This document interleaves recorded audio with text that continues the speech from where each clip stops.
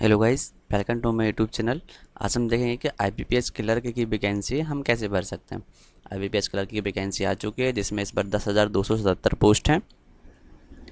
इसमें फ़ीस अगर देखेंगे हम तो ST, SC and disable person के लिए 175 रुपये का फ़ीस रखा गया है एंड अदर कैटेगरीज़ के लिए 850 रुपये, ओबीसी एंड जनरल के लिए रखा गया है 850 रुपये का फ़ीस। इसके यह वैकेंसी स्टार्ट हुई है 1/8/2025 है। इसका लास्ट डेट है 21/8/2025। एज की अगर एज क्राइटेरिया की बात करते हैं तो आप 20 ईयर्स इसमें मिनिमम एज है एंड मैक्सिमम एज 28 है। क्वालिफिकेशन की बात करते हैं तो इसमें ग्रेजुएशन चाहिए है एनी फील्ड से, आप किसी भी सब्जेक्ट से या कोई भी बीकॉम, बीएससी, कोई भी आपने ग्रेजुएशन किया हुआ है तो आप इस पोस्ट के लिए अप्लाई कर सकते हैं। सैलरी की बात कर रहे हैं तो सैलरी आपको 24,000 से लेके 64,480 रुपये तक होगा। यहाँ पे स्टेट वाइज सैलरी है, स्टेट वाइज पोस्ट हैं, तो आप उस हिसाब से फॉर्म को फिल कर सकते हैं कि आप किस स्टेट से फॉर्म भरना चाहते हैं। अब हम देखते हैं कि फॉर्म को हम अप्लाई कैसे करेंगे। अप्लाई करने के लिए हमें लिंक दी हुई है, अप्लाई ऑनलाइन पे हम क्लिक करेंगे। अप्लाई ऑनलाइन पे क्लिक करने के बाद अगर आपने पहले से रजिस्ट्रेशन किया हुआ है आईबीपीएस की साइट पे तो आप इससे लॉगिन कर लेंगे, अदरवाइज आप न्यू रजिस्ट्रेशन पे क्लिक करेंगे। न्यू रजिस्ट्रेशन पे क्लिक करने के बाद आपको आपकी बेसिक इन्फॉर्मेशन फिल करनी होगी, जिसमें आपको आपका नाम लिखना है, कंफर्म नाम सेम लिखना है। अगर आपका मिडिल नेम है तो आप मिडिल नेम लिखेंगे, अदरवाइज इसे ब्लैंक छोड़ देंगे। आप लास्ट नेम लिखेंगे एंड उसके कंफर्म करने के लिए सेम लास्ट नेम यहाँ भी लिखेंगे। नेम लिखने के बाद आप अपना कॉन्टैक्ट नंबर डालेंगे एंड कंफर्म मोबाइल नंबर, उसी नंबर को दोबारा यहाँ पे डाल देंगे। अल्टरनेट नंबर मैंडेटरी नहीं है, अगर आप डालना चाहते हैं तो डाल सकते हैं। ईमेल आईडी डालेंगे एंड डोमेन नेम यहाँ सिलेक्ट करेंगे जो भी है। जैसे अगर आप डालते हैं जैसे साहिल 1234 तो यहाँ पे आप साहिल 1234 डालेंगे एंड @ या फिर gmail.com, ये आप यहाँ से सिलेक्ट कर लेंगे डोमेन नेम। यहाँ आप पूरा अपना ईमेल आईडी डालेंगे एंड कैप्चा डालेंगे और सेव एंड नेक्स्ट पे क्लिक कर देंगे। सेव एंड नेक्स्ट में क्लिक करने के बाद आपको आपका फ़ोटोग्राफ अपलोड करना होगा एंड आपके सिग्नेचर अपलोड करने होंगे। फ़ोटोग्राफ आपका अपलोड भी होगा एंड आपका लाइव कैप्चर भी होगा। तो लाइव कैप्चर आप अगर लैपटॉप से फॉर्म को भर रहे हैं तो आप लैपटॉप से लाइव कैप्चर कर सकते हैं, या आपके पास वेब कैम है तो आप उससे भी कर सकते हैं। अगर लैपटॉप एंड वेब कैम आपके पास दोनों ही नहीं है तो उससे भी कोई इशू नहीं होगा, आप ये फ़ोटो डायरेक्ट अपलोड कर देंगे and click here to scan. आप इस स्कैनर को ओपन करेंगे एंड अपने मोबाइल से गूगल स्कैनर ऑन करेंगे और इस क्यूआर को स्कैन कर लेंगे। क्यूआर को स्कैन करने के बाद आपका ये पूरा प्रोफाइल आपके मोबाइल में ओपन हो जाएगा, जहाँ से आप लाइव कैप्चरिंग आसानी से कर सकते हैं। इसको भी कैप्चरिंग आप कर लेंगे, उसके बाद आप अपना सिग्नेचर अपलोड कर देंगे। सिग्नेचर अपलोड करने के बाद हम डिक्लेरेशन पे क्लिक करेंगे एंड सेव एंड नेक्स्ट कर देंगे। फ़ोटो एंड सिग्नेचर को अपलोड करने के बाद आप नेक्स्ट स्टेप पे आ जाएंगे। नेक्स्ट स्टेप पे आपको बेसिक डिटेल्स फिल करनी होगी, जैसे कैटेगरी, आपकी कैटेगरी कौन सी है। डिसेबिलिटी को भरने के बाद आप यहाँ पे आपसे पूछा जाएगा आप पीडब्ल्यूडी कैंडिडेट हैं, अगर आप हैं तो आप उसको यस करेंगे, अदरवाइज आप इसको नो करेंगे तो ये सारे ऑप्शन ऑलरेडी लॉक हो जाएंगे। पीडब्ल्यूडी कैंडिडेट में आप इसको भी आरपीएफडीडब्ल्यू अगर आप हैं तो आप इसको डिसेबल पर्सन के लिए ही होता है ये भी, तो आप इसको भी नो कर देंगे। नो करने पे ये सारे ऑप्शन भी आपके लॉक हो जाएंगे। यहाँ पे आपको आपका रिलीजियंस डालना है कि आप किस धर्म से बिलोंग करते हैं, तो आप यहाँ पे वो भर देंगे। ठीक है, अगर आप माइनॉरिटी में आते हैं तो आप यस करेंगे, अदरवाइज आप नो कर देंगे। नो करने के बाद अगर आप गवर्नमेंट सेक्टर में हैं ऑलरेडी तो आप इसको यस करेंगे, या आपने कोई नेशनल बैंक या फाइनेंस इंस्टीट्यूट में काम किया हुआ है तो आप इसको यस करेंगे। यस करने पे आपको यहाँ उसकी डिटेल्स फिल करनी होगी, आपने किस डेट से किस डेट तक काम किया है, कितने डेज़ का आपका एक्सपीरियंस है, ये सब आपको फिल करना होगा। अगर आपने नहीं किया हुआ है तो आप इसको नो कर देंगे। Are you an ex serviceman, अगर आप गवर्नमेंट एम्प्लॉयड हैं तो आप इसको यस करेंगे, अदरवाइज इसको भी नो कर देंगे। Are you an disable ex serviceman, अगर आप डिसेबल एक्स सर्विसमैन हैं तो इसको यस करेंगे, अदरवाइज नो कर देंगे। अगर आप आर्मी के एक्स सर्विसमैन हैं तो आप इस ऑप्शन को यस करेंगे, नहीं तो आप इसको भी नो करेंगे। वैसे आप इसको नो कर देंगे। इसे नो करते हैं आप डिपेंडेंट सर्विसमैन तो आप ये ऑप्शन ऑलरेडी आपका लॉक हो जाएगा। अगर आप अपेयर हैं पहले से, आपने क्लर्क का फॉर्म पहले भी भरा हुआ है और आप उसमें अपेयरिंग हैं तो आप इसको यस करेंगे। यस करने पे आपसे पूछेगा कि आपने कौन सा वाला क्लर्क का फॉर्म भरा था, तो आप वहाँ इस ऑप्शन से इसको सिलेक्ट कर देंगे कि मैंने ये लास्ट वाला भरा था या उसके पहले वाला भरा था, जो भी आपने फिल किया जिसमें आप अपेयरिंग हैं। इसको फिल करने के बाद आपसे अप्रेंटिस पूछेगा कि आपने किसी भी बैंक, स्टेट में पब्लिक सेक्टर बैंकिंग या state bank of India any other BFSI sector में आपने अगर जॉब किया हुआ है या अप्रेंटिस किया हुआ है तो आप इसको यस करेंगे और यहाँ उनका डिटेल फिल करेंगे, किस सेक्टर में किया हुआ है आपने, किस डेट से किस डेट तक किया हुआ है, यहाँ आपको डिटेल्स फिल करनी होगी। अगर आपने कोई भी अप्रेंटिस का नहीं किया हुआ है तो आप इसको भी नो कर देंगे। आपसे नेशनैलिटी पूछेगा, आप किस स्टेट के लिए अप्लाई करना चाहते हैं, यहाँ पे आपको स्टेट का नाम डालना होगा। जैसे मैंने एमपी डाल दिया है, यहाँ एमपी डालती है, स्टेट कोड ऑलरेडी फिल्ड हो जाएगा। आपकी लोकल लैंग्वेज डालनी है आपको। लोकल लैंग्वेज डालने के बाद यहाँ से आपसे पूछेगा कि centre of the prelims examination, prelims के लिए आपको कौन सा एग्ज़ाम सेंटर रखना है। जैसे मैं डाल दे रहा हूँ सागर रखना है, ठीक है। एंड मेंस के लिए भी आप चाहें तो सागर रख सकते हैं, दोनों ही सेम आप कर सकते हैं। Centre for the mains examination, इसमें आपको बताते हैं कि 2 प्रीलिम्स के आपको सिलेक्ट करने हैं एंड 2 मेंस के सिलेक्ट करने हैं। तो आप प्रीलिम्स के भी दोनों सेम कर सकते हैं एंड मेंस के भी दोनों सेम कर सकते हैं, ठीक है।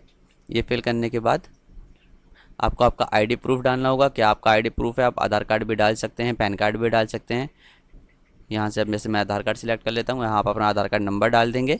आधार कार्ड नंबर डालने के बाद आपको medium of the paper, do you have to like the paper, आपका हिंदी इंग्लिश दोनों ही सिलेक्ट होगा। इसमें कोई भी एक लैंग्वेज सिलेक्ट नहीं होता, या हिंदी या इंग्लिश, आपको हिंदी इंग्लिश दोनों ही सिलेक्ट करना होगा क्योंकि पेपर आपका दोनों लैंग्वेज में आएगा। इसके बाद आपको यहाँ आपका डेट ऑफ बर्थ सिलेक्ट कर देना है, ठीक है। आपका जेंडर सिलेक्ट करना है, मैरिड स्टेटस सिलेक्ट करना है। आप मैरिड है तो मैरिड करेंगे, अदरवाइज आप इसको अनमैरिड कर सकते हैं। आधार नंबर आपको फिर से फिल कर देना है, आधार वेरिफिकेशन करना है, इसमें यस करेंगे। पैन कार्ड नंबर अगर आपको डालना है तो आप डाल सकते हैं, अदरवाइज मैंडेटरी नहीं है। Do have to twins brother and sister, आप जुड़वा ब्रदर या भाई है अगर आपका कोई तो इसमें यस करेंगे एंड उनके की डिटेल्स भी आपसे पूछेगा, उनका जेंडर पूछेगा। अगर आप इसको नो कर देते हैं डिटेल ऑलरेडी लॉक हो जाएगी। आपको यहाँ आपका फादर्स नेम डालना है, मदर्स नेम डालना है। अगर आप मैरिड स्टेटस को यस करते हैं तो आपको आपकी वाइफ या हस्बैंड का भी नाम यहाँ पे फिल करना होगा। आप अपने यहाँ पे एड्रेस डाल देंगे, आप चाहें तो प्रेजेंट परमानेंट एड्रेस दोनों को ही सेम कर सकते हैं। दोनों को सेम करने के बाद आप वैलिड यूर डिटेल्स में क्लिक करेंगे एंड सेव एंड नेक्स्ट कर देंगे। यहाँ पे जो आप एग्ज़ाम सिटी डाल रहे हैं आप इनको सेम नहीं कर सकते, आपको first prelims and second prelims दोनों ही अलग अलग डालने होंगे एंड मेंस भी दोनों ही। फर्स्ट मेंस अब जैसे मैंने जबलपुर डाला हुआ तो सेकंड मुझे इंदौर या की अलग सेलेक्ट करना होगा, आप दोनों को सेम नहीं कर सकते। नेक्स्ट करने के बाद आप क्वालिफिकेशन के अदर सेक्शन में आ जाते हैं, जिसमें आपको आपके एजुकेशनल क्वालिफिकेशन भरनी होती है। इसमें आपको आपके 10th की डिटेल्स फिल करनी होंगी। जैसे आपने किस बोर्ड से 10th क्लास पास किया हो तो एमपी बोर्ड डाल देंगे, सीबीएसई बोर्ड, आईजीएससी बोर्ड, जो जिस भी बोर्ड से आपने पास किया हुआ है आप यहाँ पे उस बोर्ड का नाम लिख देंगे। आपके पासिंग डेट लास्ट ईयर के मार्कशीट के नीचे जो लिखी होती है आप वो डालेंगे। आपके परसेंटेज डालेंगे, आपका क्लास डालेंगे, आप फर्स्ट डिवीज़न सेकंड डिवीज़न किससे पास हुए हैं आप वो फिल कर देंगे। ग्रेजुएशन में आपने किस यूनिवर्सिटी से ग्रेजुएशन किया है, आपका ग्रेजुएशन का सब्जेक्ट कौन सा था, जैसे मैनेजमेंट था, बी फार्मा था, बीएससी था, आप वो फिल कर देंगे। एंड स्पेशल सब्जेक्ट में आप डाल सकते हैं, जैसे बीकॉम था मेरा तो मैंने बीकॉम डाल दिया है। यहाँ पे आप अपना पास आउट डेट डालेंगे, परसेंटेज डालेंगे, वही डिवीज़न डालेंगे। Do you have to computer knowledge, तो अगर आपको कंप्यूटर नॉलेज है तो आप इसको यस कर देंगे। अगर आपके पास कोई सर्टिफिकेट है तो सर्टिफिकेट में क्लिक करेंगे, डिप्लोमा है, डिग्री है, आपके पास जो भी है आप उसमें क्लिक कर देंगे। जैसे मेरे पास तो डिग्री है तो मैं कंप्यूटर ऑपरेटर का डिग्री डाल दूँगा। डू हैव टू, अगर आपको कोई भी एक्सपीरियंस है तो आप यहाँ यस कर सकते हैं, तो आपसे एक्सपीरियंस की डिटेल मांगेगा, अदरवाइज आपसे एक्सपीरियंस की डिटेल्स नहीं मांगेगा। आपसे यहाँ पे लैंग्वेज नॉलेज पूछेगा, हिंदी इंग्लिश, आपको कौन कौन सी लैंग्वेज का नॉलेज है, तो आप रीड राइट स्पीक तीनों पे क्लिक कर देंगे। हिंदी आप बोल भी सकते हैं, पढ़ भी सकते हैं और लिख भी सकते हैं। इसके बाद इंग्लिश, तो इंग्लिश में भी आप तीनों में क्लिक कर देंगे। अगर आपको किसी और लैंग्वेज का नॉलेज है तो आप अदर का ऑप्शन क्लिक करके यहाँ लैंग्वेज का नाम लिख कर इन तीनों को ही यस कर सकते हैं। इतनी डिटेल्स फिल करने के बाद आप वैलिड यूर डिटेल्स पर क्लिक करेंगे एंड